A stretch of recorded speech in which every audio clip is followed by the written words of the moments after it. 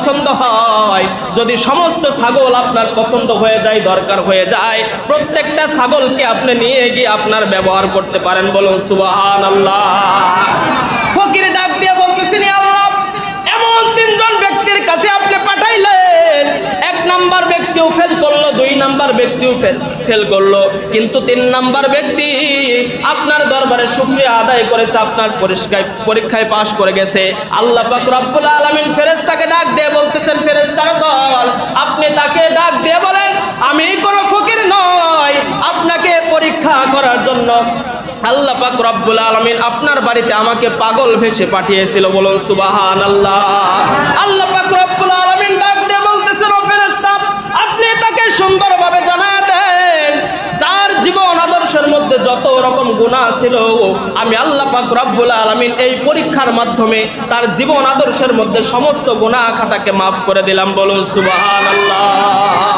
এই যে কথা বলেন, কয়জন ব্যক্তি? তিনজন ব্যক্তি ছিল। একজন ব্যক্তি ছিল টাক, যার মাথার মধ্যে কোনো চুল নাই।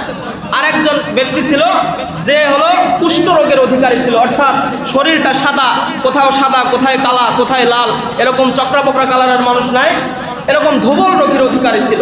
আর তিন নাম্বার ব্যক্তি ছিল, সে হলো কানা, চোখে অন্ধ, চোখে দেখতে পায়। এই তিনজন ব্যক্তি এলাকার মধ্যে যখন এতিমের মতো ঘোরাফেরা করে, একেবারে জীর্ণশীর্ণ অবস্থায় চলাফেরা করে, তাদের কোনো কায়দা নাই।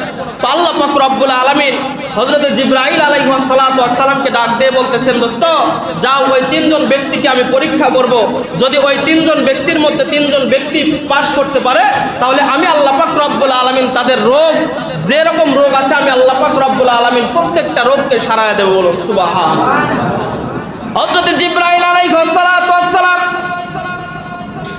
মানুষের আকার ধরে পাগলের মতো জীর্ণশীর্ণ অবস্থায় ওই তিনজন ব্যক্তির একজন ব্যক্তিকে প্রশ্ন করতেছেন, আপনার কি সমস্যা হয়েছে? বলে, আমি তো চোখের মধ্যে দেখতে পাই না, সারা পৃথিবী আমার জন্য অন্ধকার, আমার জন্য কোনো আলো নাই। যদি আল্লাহ পাক রব্বুল আলামিন আমার দুইটা চোখের আলো ফিরাইয়া দিত, তাহলে আমি অনেক কৃতজ্ঞ থাকতাম। ওই ফেরেশতা, মানুষ রূপ ধারণকারী ফেরেশতা, তার চোখের মধ্যে যখন হাতটা বুলায় আল্লাহ পাক রব্বুল আলামিনের আদেশে তার চোখের মধ্যে দেখা শুরু করে দিল, আর সঙ্গে সঙ্গে প্রশ্ন করলো যে, আপনি আমার কাছে এখন যে জিনিসটা চাইবেন, আমি আল্লাহ পাক রব্বুল আলামিনের কাছে দোয়া করে সেই জিনিসটা আপনার দরবারে পৌঁছায় দেব। বলুন সুবহানাল্লাহ। ওই অন্ধ ব্যক্তি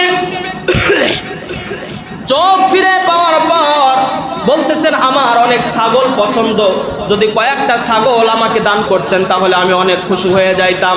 মুসলমান ইমানদার আল্লাহর গোলাম, ওই অন্ধ ব্যক্তি চোখ ফিরে পাওয়ার পর যখন ওই ফেরেশতা আল্লাহ পাক রব্বুল আলামিনের কাছে দোয়া করলেন, আল্লাহ পাক রব্বুল আলামিন কয়েকদিনের মধ্যে এক পাল এক দল ছাগল তার বাড়িতে ব্যবস্থা করে দিলেন। বলুন সুবহানাল্লাহ। ছাগল পালন শুরু করে দিলাম। ওই ফেরেশতা দ্বিতীয় নাম্বার ব্যক্তির কাছে গেল, যে ধুবল রোগী, কুষ্ঠ রোগীর অধিকারী ছিল, তার বাড়িতে গিয়ে ডাক দিয়ে বলতেছেন, কি ব্যাপার ভাই, আপনার মন খারাপ কেন? কি চান আপনি? আল্লাহ তাআলার দরবারে দোয়া করে আপনাকে সেই জিনিসটা দিয়ে দেওয়া হবে।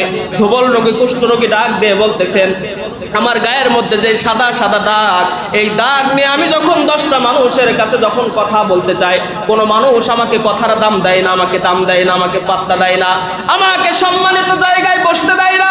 এই রোগ যদি আল্লাহ পাক রব্বুল আলামিন ভালো করে দেয়, তাহলে আমি আল্লাহ পাক রব্বুল আলামিনের দরবারে অনেক কৃতজ্ঞ থাকব। মুসলমান ইমানদার আল্লাহর গোলাম, ওই কুষ্ঠ ব্যক্তির হাতে গায়ের মধ্যে যখন ফেরেশতা হাত বুলাইয়া দিল, আল্লাহ পাক রব্বুল আলামিন তার কুষ্ঠ রোগকে ভালো করে দিয়ে বলুন সুবহানাল্লাহ। তারপরে ডাক দিয়ে বলতেছেন, ও ভাই, আপনার রোগ তো ভালো হয়ে গেল, চলাফেরার জন্য এতদিন তো আপনার কোনো সম্পদ ছিল না, আপনি কি চান? বলে, আমি একটা গাভী চাই, যেই গাভীকে লালন পালন করে আমি দুনিয়ার জমিনে সুন্দরভাবে জীবিকা নির্বাহ করতে পারি। আল্লাহ পাক রব্বুল আলামিন ওই ব্যক্তির দরবারে, ওই ব্যক্তির বাড়িতেও একটা সুন্দর গাভী, যেই গাভীর পেটের মধ্যে থেকে কয়েকদিন পরেই বাচ্চা উৎপাদন হবে, এরকম একটা গাভী তাকে দান করা হলো।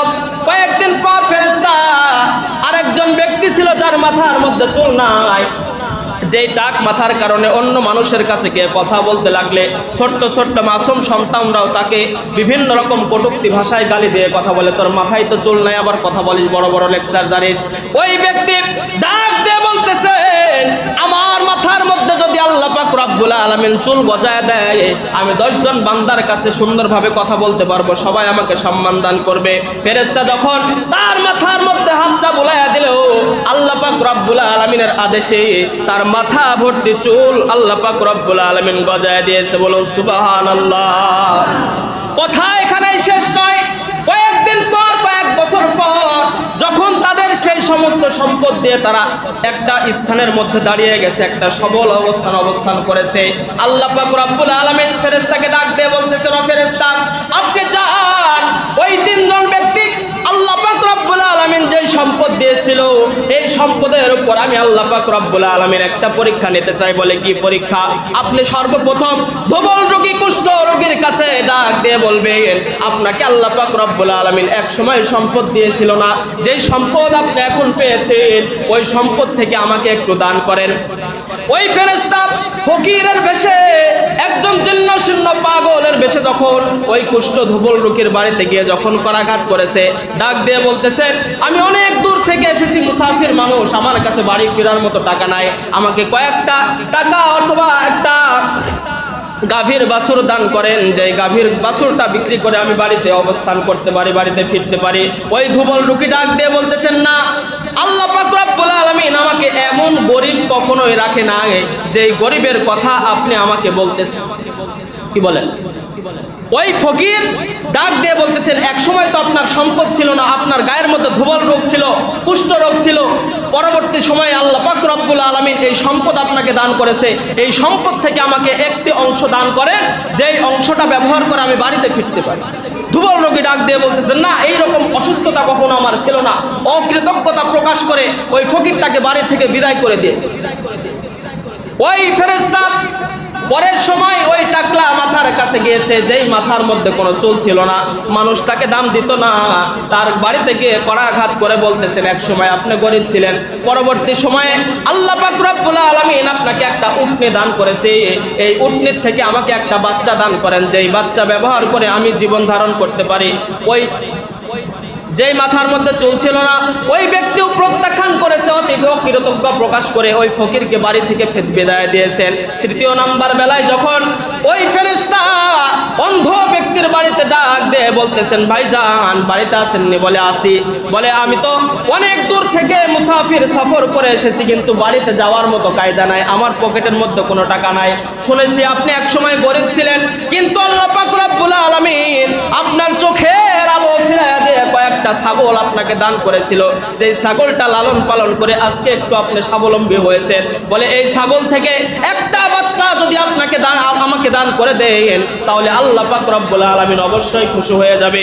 মুসলমান ইমানদার আল্লাহর গোলাম ওই অন্ধ ব্যক্তি আল্লাহ পাক রব্বুল আলামিনের দরবারে দোয়া করতেছেন, আল্লাহ, এতদিন পর্যন্ত আমার কোনো টাকা কোনো পয়সা ছিল না, কিন্তু এক সময় আপনি আমাকে কয়েকটা ছাগল দান করেছিলেন, এই ছাগলটা ব্যবহার করে আজকে আমি এই পর্যন্ত এসেছি। মুসলমান ইমানদার আল্লাহর গোলাম ওই ফকিরকে সুন্দর রূপে ডেকে এনে তার বাড়ির মধ্যে যে খাবারের ইন্তজাম ছিল, ব্যবস্থা ছিল, ওই খাবার থেকে একটু খাবার গ্রহণ করাইয়া বলে,